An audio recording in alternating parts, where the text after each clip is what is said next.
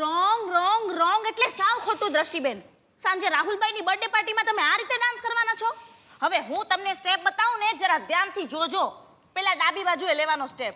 સાસ ગાલી દેવે દેવરજી સમજા લેવે, સસુરાલ ગંદા ફૂલ, સસુરાલ ગંદા ફૂલ. અરે એમાં ગંદા ફૂલ નથી, ગેંદા ફૂલ છે. સસુરાલ વિશે તમને વધારે ખબર કે મને? ડોન્ટ ડિસ્ટર્બ નાઉ. હા દ્રષ્ટિબેન જુઓ, પેલા ડાબે લેફ્ટ, પછી જમણે રાઈટ, પછી પાછું ડાબે લેફ્ટ, પછી પાછું જમણે રાઈટ, પછી લેફ્ટ રાઈટ ડાબે જમણે સાથે સાથે ટુગેધર અગેન. હવે તમે સમજીને બરાબર અન્ડરસ્ટેન્ડ થયા કે નહીં? ભાભી મને હમણાં સીધા સ્ટેપ્સ જ બતાવો. આ ચશ્માના લીધે લેફ્ટ રાઈટ માં લોચો છે. લેફ્ટ રાઈટ માં લોચો છે? હા. ઉપર નીચેમાં લોચો નથી ને? ના. તો જાઓ ઉપર જઈને જોઈ આવો કે મમ્મી પપ્પા તૈયાર થયા કે નહીં. મમ્મી પપ્પા તમે તૈયાર થયા કે નહીં? રાહુલ આવતો જ હશે.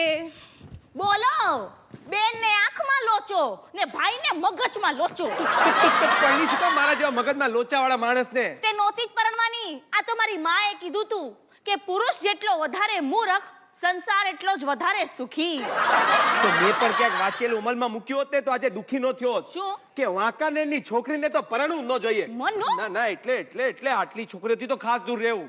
એ ભાવનગરની ભાન વગરની, ચોરવાડની ચસ્કેલ, વેરાવળની વેતા વગરની ને વાંકાનેરની વંઠેલ.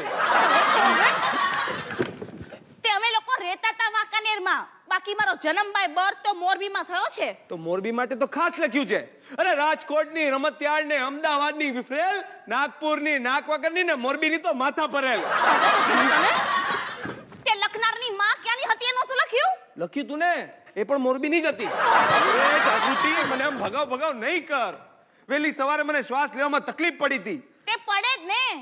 વહેલી સવારે આ બાબા રામદેવના ભક્તો બધો જ ઓક્સિજન લઈ લે છે.